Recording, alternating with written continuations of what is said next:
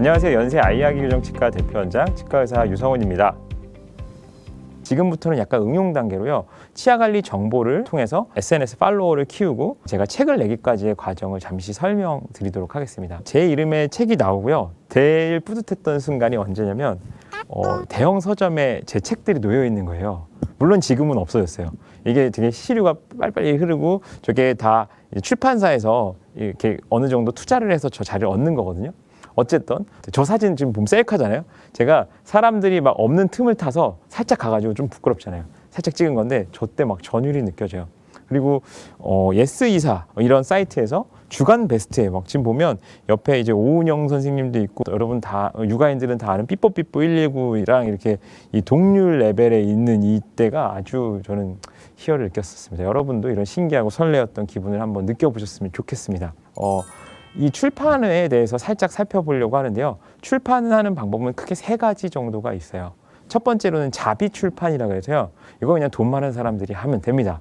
선택된 원고의 각종 비용이라든지 그 비용의 일부나 전부를 그냥 작가가 다 내는 거예요.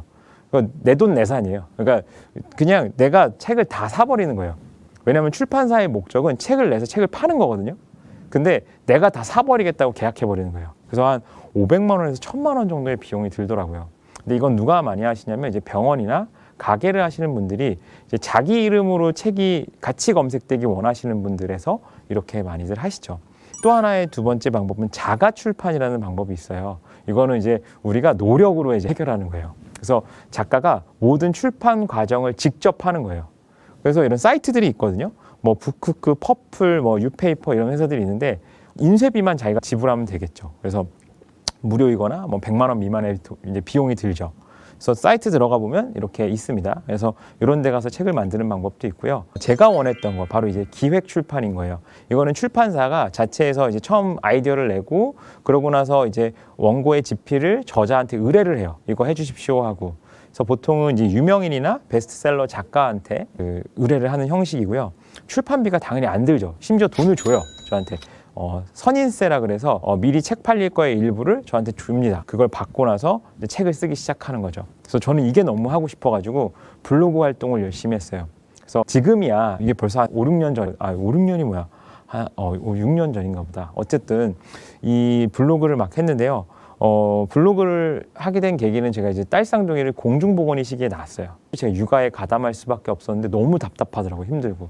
그래서 뭐라도 해보자, 이 시기에. 소통을 좀 해보자, 세상과. 그래서 블로그를 해서 양치하는 방법을 알려주기 시작했는데 그게 나름 인기를 얻어서 네이버에 협업도 하게 되고 네이버의 맘키즈라는 섹션에 이제 에디터로 다행히 뽑혀져가지고 매주 이제 메인에다가 올려주는 거예요. 그럼 그때마다 팔로워가 엄청 늘죠. 그래서 한 15,000명 정도를 이제 갖고 있었더니 그때 이제 연락이 좀 오더라고요. 어쨌든 이제 기획 출판을 하려고 봤더니 이 SNS에서 인플루언서가 되기 위해서 제가 했던 과정을 보면 첫 단계가 뭐냐면 이게 내가 의욕이 넘쳐도 절대 초반에 뭐가 안 들어와요. 팔로워도 빨리 안 늘고 물론 선생님들처럼 예쁘고 능력 있는 분들은 될 수 있어요. 근데 저 같은 사람들은 그냥 노력으로 이제 버티는 거예요. 근간히.